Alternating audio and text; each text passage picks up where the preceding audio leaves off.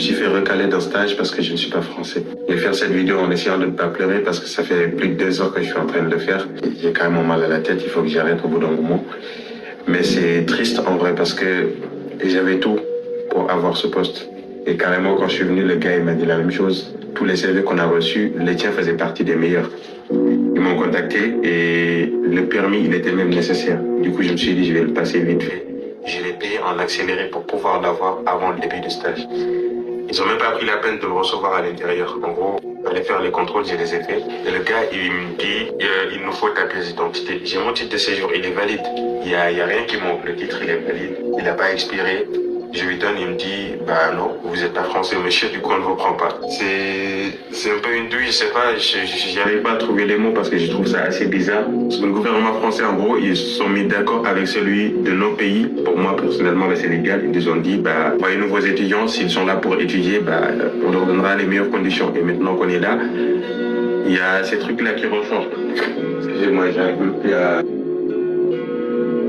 Je trouve le truc un peu dommage parce que moi, par exemple, je donne tout pour les études, pour préparer mon avenir et tout.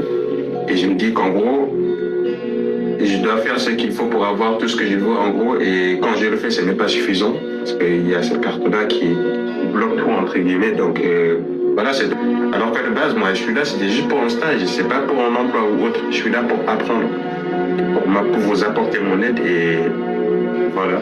On m'a déjà refusé sur certains postes, mais pas le jour de l'entretien.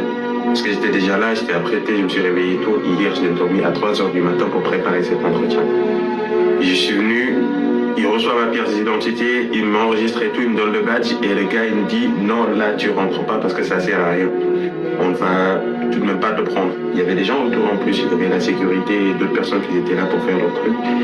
Et en ce moment-là, moi, j'aurais préféré peut-être qu'ils me prennent à l'intérieur et qu'il m'explique tranquillement qu'il ne prenne pas les étrangers ou autre. Mais non, il m'a fait devant tout le monde. C'est pas grave. J'ai dit que c'était pas grave, mais au fond, j'ai la haine.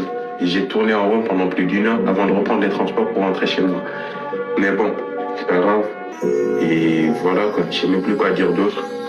Désolé aussi pour le truc d'émotion et tout, c'est juste que ça me touche. Là, ça fait plus de 4 ans que je suis dans les études sup, mais il ne m'est jamais venu à l'idée de baisser les bras.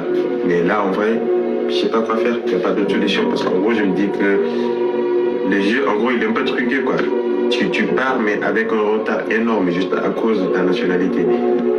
C'est dommage en vrai, mais bon, on va faire avec, on n'y peut rien et je vais rien changer dedans. J'ai juste pas d'autre solution et vu que je suis tout seul, et donc je préfère vous le dire après. Mais voilà quoi.